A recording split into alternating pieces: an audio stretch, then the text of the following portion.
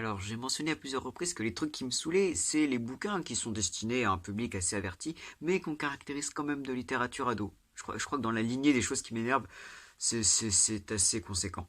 Et dans ces livres sous-estimés, je crois que j'avais mentionné Hunger Games une fois, dans cette vidéo-là, je crois. Bah là, je vais faire un peu plus que le mentionner. Donc Hunger Games, je pense que vous connaissez, hein, c'est une saga de 3 tomes écrite par Susan Collins.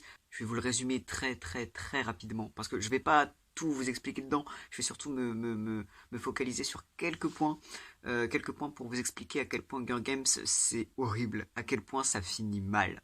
Alors ça se passe dans un futur post-apocalyptique où toute la population est divisée en districts où tout le monde crève de faim et voilà, tout le monde est un peu soumis au Capitole qui est là le royaume de l'opulence, oh là là, tout le monde est riche, tout le monde est riche. Et pour symboliser la toute-puissance du Capitole envers les districts, chaque année ils organisent des Hunger Games, des jeux de la faim, très très bien nommés quand on crève la dalle tout le temps. Chaque district doit envoyer deux tribus de deux gamins entre 12 et 18 ans par tirage au sort. Tous les tribus des districts se retrouvent dans une arène et ils doivent s'entretuer. Et en plus c'est scénarisé, genre il y a un spectacle, c'est vraiment en mode télé-réalité, tout le monde regarde, tout le monde assiste, on prend des paris sur qui va gagner. C'est atroce, voilà, c'est atroce. Et c'est donc les Hunger Games, voilà. Et on suit Katniss Everdeen qui est tenue de participer aux Hunger Games alors qu'elle a 16 ans. Bon bah le ton est donné, hein. Je vous ai dit que ça finissait mal globalement. Mais quand on voit le scénario, on se doute que ouais, c'est pas un truc où les gens vont marcher dans des fleurs et réciter des poèmes. C'est pas trop le genre. Déjà un truc que je tiens à souligner, c'est le symbole de fou qu'il y a dans le bouquin par rapport à la propagande. Pas n'importe quelle propagande, parce que c'est une dictature, hein, vous vous en doutez. Pas n'importe quelle propagande, la propagande audiovisuelle. Les caméras. Les caméras. Juste ça. Tous les 3 tomes tourne autour de la propagande de la télé. C'est impressionnant. Parce que c'est dans un truc où la télé, c'est à chaque fois des spots de propagande, des trucs en éloge au Capitole ou pour punir les districts. Tous les Hunger Games, c'est une immense télé-réalité où chaque mot est disséqué, où chaque plan est travaillé, où chaque passage est en vue d'être montré au pays entier. Enfin, c'est un bordel. Et c'est impressionnant à quel point c'est omniprésent vraiment dans le monde. C'est effrayant. Je veux dire, dès le chapitre 2, l'action a à peine commencé, Katniss vient de se porter volontaire à la place de sa petite sœur pour les Hunger Games, et déjà là, elle sait déjà qu'elle doit tout faire pour l'image télévisuelle. Genre, elle se retient de pleurer parce qu'elle sait qu'elle va être directement filmée, que ça aura une incidence sur tel ou tel événement. C'est horrible, c'est horrible. Tout est contrôlé sur l'image. Et c'est quand même une symbolique énorme. Puis je passe rapidement sur la symbolique de la télé-réalité qui est absolument évidente. Je veux dire, comme je vous ai dit, les entretueries de gamins, bon, c'est quand même ça de base, hein, c'est des gamins qui se tuent. C'est mis comme un spectacle, quoi. Ils font des interviews, c'est vraiment, c'est scandaleux et les populations sont tenues d'y assister, mais on sent quand même un vrai intérêt morbide. Et là encore, c'est très très pertinent. Par rapport à notre époque, c'est extrêmement pertinent. Et puis je parle de propagande, de caméra, de télé. C'est pas que les méchants qui le font. D'ailleurs, la notion de méchant et de gentil, il faudra la revoir après. Les rebelles, ceux qui veulent renverser le Capitole, tu crois qu'ils utilisent quoi comme moyen? Ah, mais ils utilisent des caméras aussi. Ils utilisent les mêmes messages de propagande, ils utilisent les mêmes symboles, les mêmes procédés. C'est vraiment un monde de merde, quoi. Et c'est la morale d'Hunger Games. La morale d'Hunger Games, c'est monde de merde. Et malgré les thématiques, les livres sont au rayon adolescent, à la FNAC ou à la bibliothèque, c'est un rayon adolescent. Et j'ai envie de dire, mais pourquoi? Pourquoi? Et on peut se poser la question d'ailleurs, qu'est-ce qui fait un roman adolescent de base? Ou un roman jeunesse? Peut-être roman jeunesse, non, pour Hunger Games, non. Mais roman adolescent, qu'est-ce qu'il y a d'adolescent? Et je me suis dit, bah, peut-être que c'est parce que l'héroïne a 16 ans. En tout cas, 16 ans au début de la série. Peut-être que c'est ça. Est-ce que, quand le personnage principal est un adolescent, ça devient un roman pour adolescents? La question se pose, mais quand même, c'est vachement superficiel. Je veux dire, Katniss, ok, c'est une ado, mais elle n'agit pas forcément comme une ado. Je veux dire, elle est pas en mode ah là là, non non non, c'est une adulte dans sa tête. Enfin, elle est impulsive, elle est agressive, mais ça c'est pas parce qu'elle est adolescente, ça c'est parce que c'est Katniss tout simplement. Dans Harry Potter, ce serait pertinent. Même si, bon, classification ado, adulte, Harry Potter, on peut en débattre, mais dans le sens où le personnage, ouais, c'est un ado, mais même un enfant au début, et toute la saga, ça le fait grandir, ça le fait... on sent vraiment ses pensées d'adolescente, qui sont parfois très connes, mais parce que c'est un ado, et on nous voit grandir, mûrir, et à la fin, c'est un homme. Donc ça peut se comprendre. Pour Katniss, non. Non, non, non, non. En fait, le perso est d'ailleurs très intéressant par sa maturité et par le réalisme avec lequel il est traité. Je veux dire, ça vous est déjà arrivé, je pense, de regarder une série, un film, un livre, où le personnage, il lui arrive tellement de merde, et vous vous dites, mais comment il fait pour être encore en vie, ou genre encore sain d'esprit, genre il devrait être cinglé normalement. Ah mais Katniss, elle le devient, elle le devient, parce que quand on tue quelqu'un, ça a des répercussions. On a tendance à l'oublier, il y a tellement de bouquins et de films où les gens ils tuent des gens par paquets de mille, ils ont rien, à peine un petit cauchemar.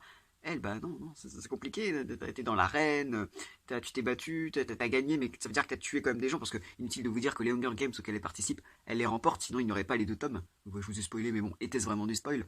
Et c'est à la fois très intéressant et très effrayant de voir à quel point Katniss, elle devient folle, mais littéralement. C'est-à-dire qu'elle devient accro à la morphine, elle a des cauchemars absolument tout le temps, et dans le tome 3, mais c'est plus qu'une loque en fait, elle est shootée au médoc, elle erre un peu au hasard, elle se contrôle plus du tout. Et tu te dis, mais c'est normal. Mais c'est ça qui la rend réelle. Et surtout, ce que j'aime avec le personnage de Katniss, c'est que comme je l'ai dit, elle n'est pas forcément agréable. Elle est impulsive, elle est agressive. En fait, elle est un peu détestable. Mais c'est ça qui est génial. C'est ça qui est très très bien fait, parce qu'on est de son point de vue. On sait que le personnage n'est pas mauvais. On sait que c'est juste une meuf, une gamine, pas en tant qu'adolescente, mais en mode paumé, qui essaye de survivre. Et c'est son mantra pendant toute la saga. Elle essaie juste de survivre dans un monde de merde. Et bah, elle vaut pas mieux forcément que les autres, c'est-à-dire bah, elle fait des choix des fois qui sont horribles pour survivre ou pour sauver ceux qu'elle aime. Et c'est un truc très dur. Katniss, elle est très dure, mais en même temps, c'est normal. Le personnage est très cohérent et très adulte, vu sa façon de faire en fait. La saga Hunger Games, elle a un côté énormément pessimiste. Ça finit mal, je l'ai assez répété, je vais le répéter encore. Pourquoi ça finit mal? Pourquoi c'est pessimiste? Parce qu'il n'y a pas de gentil. Ça, c'est un point très très important. Bon, alors, le premier tome, bon, c'est les Hunger Games, c'est tout. Katniss, elle essaie de survivre. Les 2 derniers tomes, c'est vachement plus axé révolution. Les districts qui se rebellent contre le Capitole. Ce qui est somme toute un schéma assez classique. Mais c'est pas gentil contre méchant. Les rebelles, ils sont pas forcément gentils. Alors, ils se battent pour la liberté, ils se battent pour sauver les districts qui sont écrasés par le joug du Capitole. En soi, c'est plutôt pas mal. Mais en tant qu'humains, est-ce qu'ils sont vraiment mieux? Je vous l'ai dit, ils utilisent les mêmes tactiques, c'est-à-dire ils sont dans la propagande, ils sont dans la guerre d'information, la guerre d'ondes, mais dans les méthodes utilisées, les rebelles font un truc un peu plus hard qui les rapproche du Capitole. Ils ne protègent pas les enfants.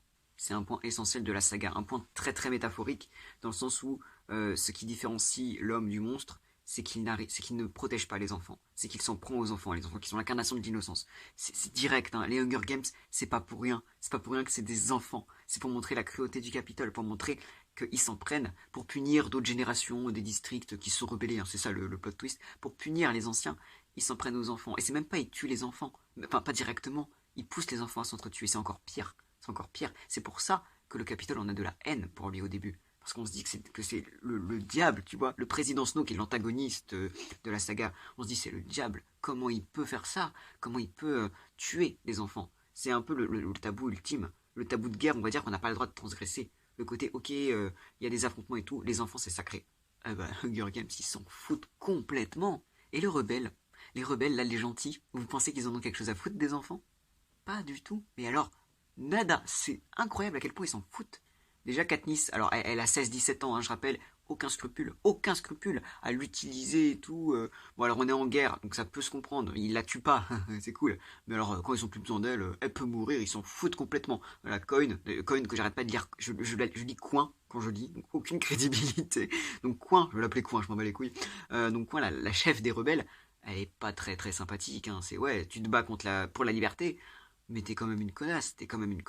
Et ce côté où les rebelles valent pas forcément mieux que les gens du Capitole niveau guerre, le personnage de Gale, il le symbolise très bien. Je vais pas vous expliquer qui est Gale, hein, parce que ouais, c'est compliqué Hunger Games. Juste voilà, c'est l'ami slash petit ami potentiel de Katniss. Il est très investi dans la révolution, mais il s'en bat les couilles de tuer des gens. Il s'en bat les couilles de tuer des gens. Il tue des gens, et pas seulement des soldats, des civils. Ouais, parce que c'est la guerre, et parce qu'il n'y a pas forcément de choix. Genre, il fait exploser une mine, donc tous les mineurs à l'intérieur, bah, ils sont morts, alors que le propre père de Gaël est tué dans une explosion de mine il y a très longtemps. Mais ça n'empêche pas, il tue les civils qui n'ont rien fait parce que c'est la guerre. Il faut bien affaiblir le Capitole. Pareil, il programme des bombes qui sont programmées du coup pour exploser un petit peu avant l'impact au sol pour toucher le maximum d'individus autour. Et tant pis si ça touche des civils ou des médecins venus porter secours aux premières victimes. Tant pis si ça touche la sœur de Katniss. C'est la guerre, c'est comme ça. Donc déjà là, si vous êtes en mode ah c'est optimiste Hunger Games, je sais pas trop ce qu'il y a d'optimiste là-dedans. Et alors on parle des enfants, voilà, peu importe si les enfants des Hunger Games meurent, peu importe si la petite sœur de Katniss meurt parce que c'est un accident et parce qu'il y a tellement de morts, on s'en fout. Mais voilà, c'est pas top. En fait, les enfants, ça devient une cible, mais pour tous les camps en fait. Le Capitole pour affaiblir les rebelles. Qu'est-ce qu'il fait? Ben, il bombarde un hôpital d'enfants malades. Il en a rien à foutre qu'il n'y ait aucun survivant. Et ça fait terriblement penser à l'actualité, donc je ne vais pas m'étendre là-dessus. Mais n'empêche, ça veut dire beaucoup. Mais le pire exemple de ça, le pire exemple, qui montre vraiment qu'il n'y en a pas un pour rattraper l'autre, C'est à la toute fin. Alors, le film, je l'ai vu il y a très très longtemps, bah, quand il est sorti en salle, je l'ai pas revu depuis. Je sais pas si c'est dans le film du coup, mais dans le livre, je peux vous dire que c'est terrible la façon dont ça se passe. Donc c'est la fin, le Capitole est vaincu. Ouais, c'est pas du spoil, on s'en doutait un petit peu. Euh, les anciens vainqueurs de Hunger Games et tout, les grands rebelles, tout le monde se réunit en mode qu'est-ce qu'on fait maintenant? Et ils ont une lumineuse idée. Ils se disent mais pour se venger du Capitole, on va organiser des nouveaux Hunger Games avec les enfants du Capitole. Je vous laisse imaginer à quel point c'est une idée horrible. Cette simple suggestion, elle signifie que les gens n'ont rien appris de leurs erreurs. Elle signifie que l'histoire va se répéter. Que maintenant que les rebelles sont au pouvoir, bah les Hunger Games ils sont toujours là. Ils sont toujours là. Ils font la même chose que le Capitole, c'est-à-dire ils vont punir, ils vont se venger de leurs anciens ennemis en attaquant les enfants. C'est horrible. Puis les Hunger Games, attends, on parle des gens qui ont subi les Hunger Games dans la pauvreté, dans la misère pendant 75 ans. Est-ce qu'ils vont vraiment faire pareil? Est-ce qu'ils vont vraiment le faire en mode télé-réalité? Est-ce qu'ils vont vraiment organiser des interviews, des trucs comme ça, des paris? Est-ce qu'ils vont vraiment en faire un spectacle pour se venger? C'est vraiment tombé très très bas. On est d'accord, j'espère. Mais la conclusion là-dessus, c'est que peu importe le gouvernement, que ce soit le Capitole ou les rebelles, finalement, dans les deux cas, les enfants ne sont pas respectés. Les enfants ne sont pas à l'abri. On peut même aller plus loin dans l'analyse en se disant que vu que de toute façon, visiblement, l'histoire se répète, il n'y a rien qui nous dit que dans 75 ans, bah, il y aura encore une révolution, mais inversée cette fois. Que les enfants du Capitole, ils auront un sentiment de haine envers les rebelles, et que dans 75 ans, une autre révolution va arriver, que ça va être cyclique, et que jamais l'humanité ne progressera. Ah bah balèze, hein, balèze. Et cette idée, du coup, elle est soumise à un tirage au sort. Ils disent, bon, on va peut-être voter pour savoir si on le fait vraiment ou pas. Heureusement, il y a des gens qui disent, bah non, on s'est pas battu pour faire ça. Et finalement, la mention des Hunger Games pour les enfants est adoptée. Yes. Et Katniss vote pour. Katniss vote pour. Parce que Katniss, bah, je t'ai déjà dit, elle vaut pas mieux que les autres. Ça veut pas dire que c'est une ordure. Ça veut dire qu'elle vit dans un monde de merde depuis toujours, que la compassion, l'empathie, c'est pas forcément ce qui la caractérise, qu'elle a essayé de survivre tout le temps, qu'elle a eu de la merde. Je suis pas en train de l'excuser, mais je suis en train de vous expliquer qu'en fait Katniss, c'est pour ça qu'elle est intéressante et c'est pour ça que j'ai quand même un peu de l'empathie pour elle, c'est parce que elle est très dure. C'est vraiment un cœur de pierre, mais elle est devenue ce que la société a fait d'elle. L'idée adoptée est abominable, mais c'est logique. Et puis cette décision, elle se fait plus ou moins dans les derniers chapitres. Ça signifie qu'on ne voit pas les Hunger Games pour les enfants du Capitole, mais ils sont là. Ils sont là. On sait qu'ils vont avoir lieu, qu'ils ont peut-être eu lieu. Voilà, on laisse notre imagination là-dessus. C'est horrible, c'est horrible. À quel moment ça peut bien finir là-dessus? Mais c'est pas tout. Parce que le destin de ce pays de merde, c'est une chose, mais nous, on suit Katniss. Comment elle finit Katniss? Mais elle finit dans la merde. Enfin, c'est ahurissant. Alors, elle a un chouette épilogue, hein, dont je vais reparler après. Mais putain, c'est horrible pour elle. Donc, après avoir passé 2 ans dans la merde avec les Hunger Games, la révolte, elle se fait balancer d'un côté et de l'autre, elle se fait utiliser par tout le monde. Elle se rend compte au dernier moment que ce qu'elle a fait, mais ça ne changera rien. Elle regarde Coin là et elle se dit mais ça sera une dictature quand même, ça sera une dictature quand même. Donc elle la tue. Voilà, elle tue voilà, la nouvelle présidente, génial. Et en plus, la nouvelle présidente, on apprend qu'elle est remplacée par Plutarque, qui était l'ancien haut juge des Hunger Games. Ça annonce la couleur, hein. Je veux dire, niveau symbolique, c'est assez fort. Le nouveau chef, bah, c'est le chef des Hunger Games. Oui, je sais, c'était un rebelle, c'était un résistant. Enfin, quand même, c'est pas anodin, je pense. En fait, quand la guerre est terminée, tout le monde se fout de Katniss. Katniss, elle devient gênante parce qu'elle n'est plus utile. Elle redevient vraiment une gamine qui est un peu gênante, quoi. On se dit, bah, on n'a plus trop besoin d'elle, qu'est-ce qu'on fait d'elle maintenant, maintenant qu'elle ne sert plus à rien pour la propagande vu qu'on a gagné. Elle est totalement mais laissée de côté.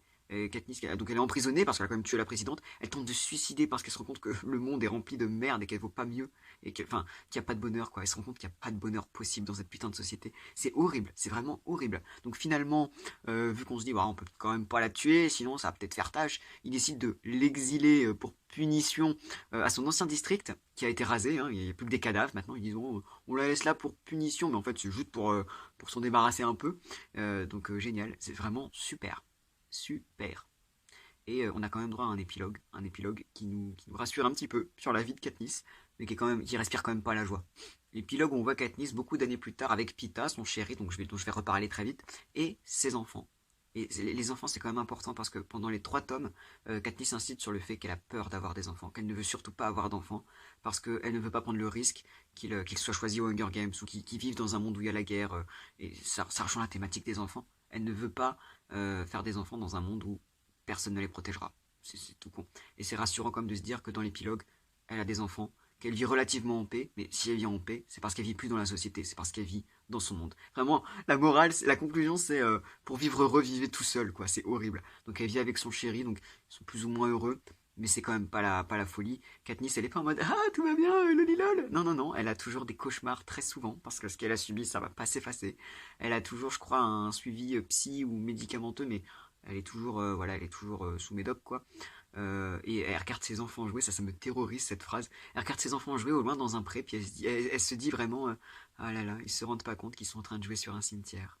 Ouais, rapport à tous les gens qui ont été exterminés des années plus tôt sur ce pré.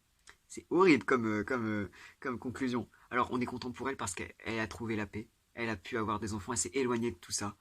Mais putain, putain, si ça c'est une bonne fin, c'est compliqué. Hein. Alors c'est une fin, c'est la meilleure fin possible que pouvait avoir Katniss, indubitablement. Mais quand même, c'est extrêmement pessimiste.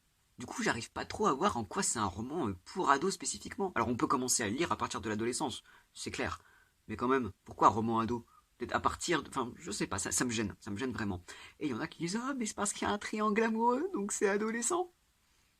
Donc l'amour c'est adolescent. Bah là là, on a changé. Hein. Effectivement, il y a un triangle amoureux dans Hunger Games, avec Katniss, Gale et Peeta. Mais c'est quand même, c'est pas anodin non plus. C'est pas un truc à la teen movie. C'est intelligent. Pendant les 3 tomes, il y a une petite ambiguïté entre les trois. Donc les deux mecs sont amoureux de Katniss et Katniss, on va pas se le cacher, elle a des sentiments amoureux un peu pour les deux finalement. Et elle sait pas trop et tout, elle hésite et tout. Puis elle a peur de s'engager parce qu'elle veut pas avoir d'enfant, ce qui est tout à fait compréhensible. Mais ce qui finit par faire pencher son choix vers Pita, c'est totalement pertinent avec la morale de Hunger Games, avec la construction du personnage de Katniss, tout est pertinent. Parce que Gale, c'est celui qui lui ressemble le plus. Ils ont grandi presque ensemble, ils s'entendent extrêmement bien, c'est son meilleur ami. Ils connaissent tous les deux la vie à la dure, mais peut-être un peu trop. Dans le sens où Gale, bah, je l'ai déjà dit, c'est un révolutionnaire. Il est là pour se battre. Pas qu'il soit pas intelligent, hein, il est très très intelligent, très réfléchi, très mûr. Mais lui, il s'en fout de... Enfin, comment dire. Il a trop souffert pour avoir du pardon. C'est ce que je disais, hein, s'il doit faire péter une mine avec plein de civils à l'intérieur pour peut-être faire gagner son camp, il le fera. Il le fera. Il dit à un moment, si j'avais un bouton où je pouvais tuer tous les habitants du Capitole en appuyant dessus, j'appuierais dessus. Et tous les habitants du Capitole, ça veut dire les enfants, ça veut dire les civils, qui sont pas très sympathiques, mais qui n'ont rien fait. Et c'est d'ailleurs la mort de la petite sœur de Katniss qui balaie totalement le choix Gale. Le choix où, voilà, il y a la bombe qui explose et elle tue par inadvertance la petite sœur de Katniss. Que Katniss essaie de protéger tout du long. Encore une fois, la protection des enfants, hein, elle a 12 ans la gamine, 13 à la fin. Elle essaie de la protéger tout du long et la gamine se fait buter.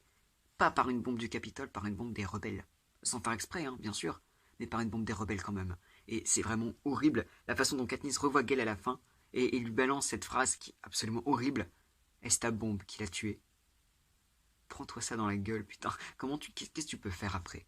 Comment ils peuvent avoir la moindre relation ensuite? Ils peuvent pas. Katniss, elle ne peut pas être avec Gale parce que il ne peut pas lui apporter la paix. Il ne peut pas lui apporter la paix. Mais Pita, si. Pita, j'en ai très peu parlé parce que j'essaie vraiment de me concentrer sur le principal, on va dire, de ce que je veux développer. Pita, c'est l'inverse. C'est quelqu'un de bon. C'est le meilleur personnage. Il est meilleur que les autres, pas parce qu'il est plus fort, plus courageux ou plus intelligent, mais parce qu'il croit en l'amour, il croit au pardon, il croit en la paix, il n'a pas d'esprit de vengeance. Il est profondément bon. Et c'est pour ça qu'il n'a aucune chance de survivre à cette guerre. Hein. Il a vraiment survécu par hasard, quoi. Parce que Katniss l'a aidé, parce qu'il y a eu des hasards, c'est tout. Mais il n'était pas censé survivre, parce qu'il n'est pas assez mauvais, il n'est pas assez corrompu pour survivre. C'est le seul qui ne juge pas Katniss. C'est le seul qui ne veut pas de toute cette guerre. C'est l'un des rares qui dit non à la proposition des Hunger Games pour les enfants du Capitole à la fin et qui dit mais certainement pas, je me suis pas battu pour ça. Et évidemment, bon, c'est adopté quand même, mais le message est là quand même. Le message est là quand même. C'est le seul qui rassure Katniss. C'est le seul qui la comprend d'un point de vue un peu plus intime en fait. Et c'est le seul avec lequel Katniss peut être heureuse. Parce que c'est le seul où elle peut avoir de la paix, où elle peut vivre avec lui. C'est tout con, mais c'est pertinent. Avec une Katniss qu'on peut plus de toute l'horreur du monde, bah ouais, il n'y a que Pita qui peut lui apporter un semblant de bonheur et de vie paisible. Je me suis vraiment attardé sur les aspects qui font qu'Hunger Games, c'est un truc dur. C'est un truc dur, c'est un truc pessimiste, c'est une histoire qui finit mal, qui n'a pas vocation à rendre les hommes meilleurs, au contraire, ça montre à quel point les hommes sont tous des horreurs, mais c'est pour ça que c'est pertinent et que c'est mature, c'est pour ça que ce n'est pas un roman ado, Ou un roman jeunesse, encore pire, tu vois. Non, non, non, non, non, non, non. Un enfant ne peut pas lire ça. Un enfant ne peut pas. Un adolescent peut-être. Il peut commencer on peut commencer à lire à l'adolescence. Mais pourquoi le foutre en catégorie roman ado? Est-ce que tous les romans qu'on peut lire à partir de l'adolescence sont considérés comme romans ado? Mais je ne crois pas. Mais je ne crois pas. Je sais pas, La ligne verte, c'est pas un roman ado. C'est un roman adulte, mais on peut le lire quand on a 15 ans. On peut commencer. Les hauts de Hurlevent, mais c'est pareil. Donc pourquoi Hunger Games a cette... Je sais pas le seul, il y en a plein. Mais Hunger Games, pour le coup, je trouve que c'est vraiment... je trouve qu'il mérite vraiment pas ce traitement. Parce que s'il y en a un qui est dur, c'est bien lui. Hunger Games, ça finit mal. C'est vraiment... Mettez-vous ça dans la crâne, voilà. Ça finit mal. Ça finit mal. Mais c'est super. C'est vraiment super intéressant. C'est impressionnant. C'est Suzanne Collins, elle a un putain de talent. C'est incroyable. Franchement, mais lisez-le. Mais lisez-le. Et arrêtons de juger les gens quand ils lisent Hunger Games, quand ils sont adultes. Parce que il n'y a aucune raison. Il n'y a aucune raison. Il y a des bouquins comme ça. Je fais une parenthèse pour parler des étoiles contraires. Oui, je sais, c'est un petit peu... ça aussi, c'est un bouquin, j'en parle pas maintenant, mais extrêmement bien fait, extrêmement bien écrit. Catégorisé roman ado. Je me suis pointé à la fac une fois en lisant Nos étoiles contraires, parce que j'aime bien Nos étoiles contraires, parce que c'est très bien. Et je me suis fait juger, mais tous mes potes, ah, tu lis Nos étoiles contraires, ah bah bravo, hein, t'es en rigolant un peu en mode, ah bah bravo la littérature. Bah ouais, bah et alors? Mais c'est très bien Nos étoiles contraires, est-ce que tu l'as lu? Mais je ne crois pas, c'est incroyable. Enfin, c'est quand même, c'est un peu étrange, quoi. Je me ramène avec Nos étoiles contraires, je me fais juger, non mais oh, oui, on est en fac de lettres, bah justement, tu devrais savoir que c'est très bien écrit comme bouquin. T'as vraiment le regard de mépris. Tu lis Hunger Games. Ah non, l'écriture elle est simpliste. L'écriture elle est simpliste, non mais l'écriture elle est simpliste, non mais oh, oh. Ouais, l'écriture c'est du parler, enfin plus ou moins, mais c'est comme Hunger Games, hein. Elle dit le mot de truc, elle dit le mot de truc. Ah, l'écriture est simpliste. Mais non, l'écriture est pas simpliste, l'écriture est recherchée de fou. C'est fait pour. Et Hunger Games, comme Nos étoiles contraires, dont je reparlerai peut-être un jour, c'est très bien écrit. Faut arrêter de juger. Arrêtons de juger. C'est pas que c'est roman ado, que c'est pour les ados. Parce que vu que la classification, elle est pourrie, on l'enlève. On l'enlève. Maintenant, quand vous voyez roman ado, ne vous dites pas que c'est un roman que pour les ados ou que c'est un roman pas assez bien pour les adultes. Ça ne veut rien dire. Mettons-nous ça dans le crâne et lisons Hunger Games et protégeons nos enfants et bon appétit parce que voilà, Hunger Games, le jeu de la faim, voilà, faut pas mourir de faim.